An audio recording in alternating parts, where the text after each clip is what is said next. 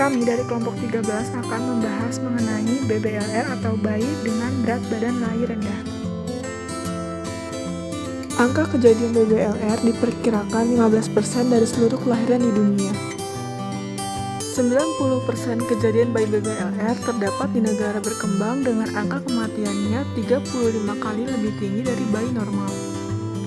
Sementara, menurut data Riskesdas 2019, bayi BBLR di Indonesia berkisar 2,6% sampai 8,9% dengan rata-rata 6,2%. Berikut adalah beberapa potret yang membuktikan masih tingginya kasus bayi BBLR di Indonesia.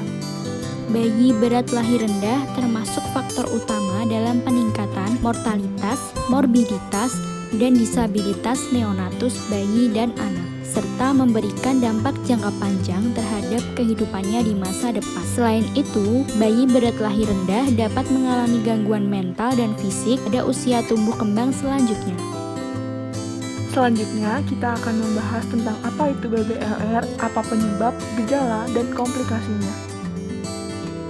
Menurut WHO, bayi berat lahir rendah atau BBLR didefinisikan sebagai bayi yang lahir dengan berat kurang dari 2.500 gram. Berat lahir adalah berat bayi yang ditimbang dalam waktu 1 jam pertama setelah lahir. Yang pertama ada kondisi ibu hamil dengan kekurangan energi kronik. Kekurangan energi kronik adalah kondisi di mana ibu mengalami malnutrisi. Biasanya disebabkan oleh asupan dari ibu yang kurang, ataupun juga bisa disebabkan karena kondisi kehamilan terlalu tua ataupun terlalu muda. Yang kedua ada kelahiran prematur atau kelahiran kurang dari 37 minggu. Yang ketiga ada pertumbuhan janin yang terhambat dan adanya gangguan lainnya pada saat kehamilan. Adapun gejala dari bayi berat lahir rendah, diantaranya ada berat badan sama dengan atau kurang dari 2.500 gram, panjang badan sama dengan atau kurang dari 46 cm. Selanjutnya ada lingkar kepala sama dengan atau kurang dari 33 cm. Adapun lingkar badan sama dengan atau kurang dari 30 cm. Tulang rawan daun telinga belum tumbuh sempurna. Ada pula fungsi saraf belum atau masih kurang matang mengakibatkan refleks isap, menelan, batuk, tangisan yang masih lemah.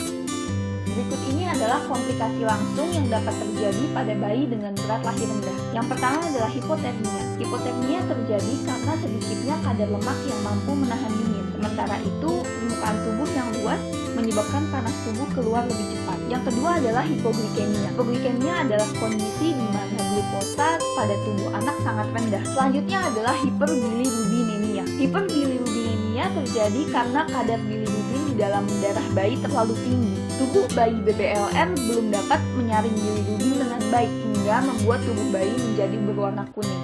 Yang keempat adalah gangguan cairan dan elektrolit. Pada bayi BBLR, kemampuan untuk mengatur pemasukan dan pengeluaran air masih belum maksimal, sehingga gangguan cairan seringkali dialami. Yang kelima adalah perdarahan intraventrikuler. Perdarahan intraventrikuler adalah perdarahan yang terjadi di otak dan dapat menyebabkan otak terisi dengan cairan, sehingga otak menjadi tertekan dan dapat menyebabkan kerusakan otak. Yang keenam adalah sindroma gawat nafas atau NRDS. NRDS adalah kegagalan sistem respirasi dalam memenuhi kebutuhan pertukaran oksigen dan juga karbon dioksida. Sindroma gawat nafas ini dapat disebabkan oleh ukuran jalan nafas yang kecil dan juga otot pernafasan yang belum kuat memompa udara.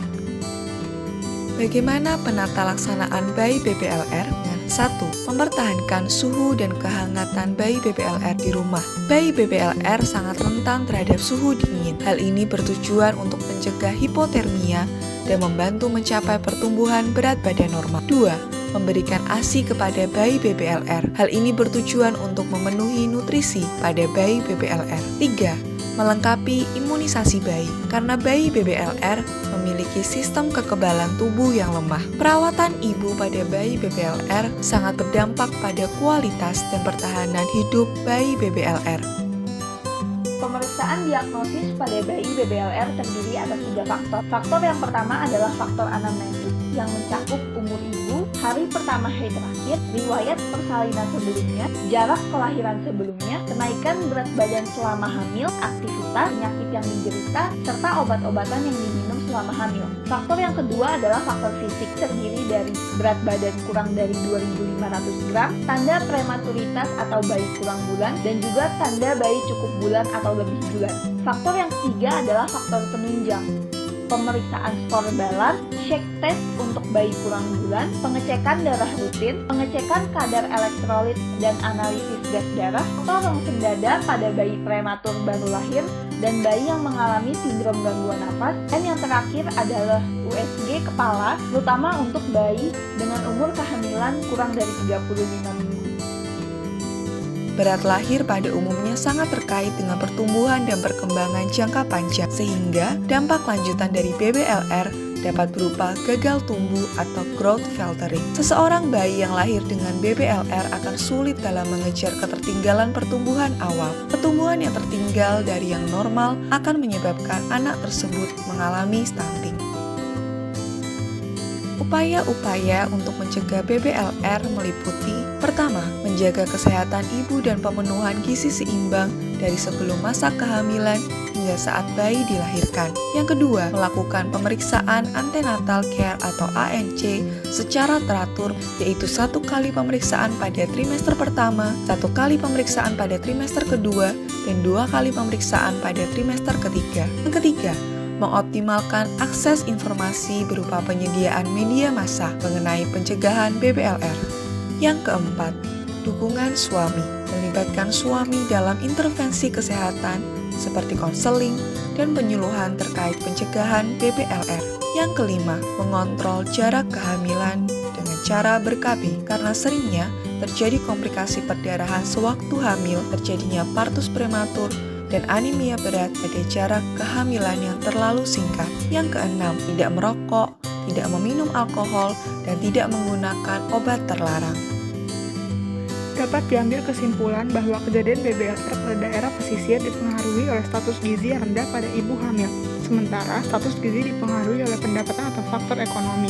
Tingkat kesejahteraan yang rendah di wilayah pesisir akibat adanya pembagian hasil tangkap yang kecil pada nelayan yang menyebabkan adanya kejadian bayi BBLR pada daerah pesisir.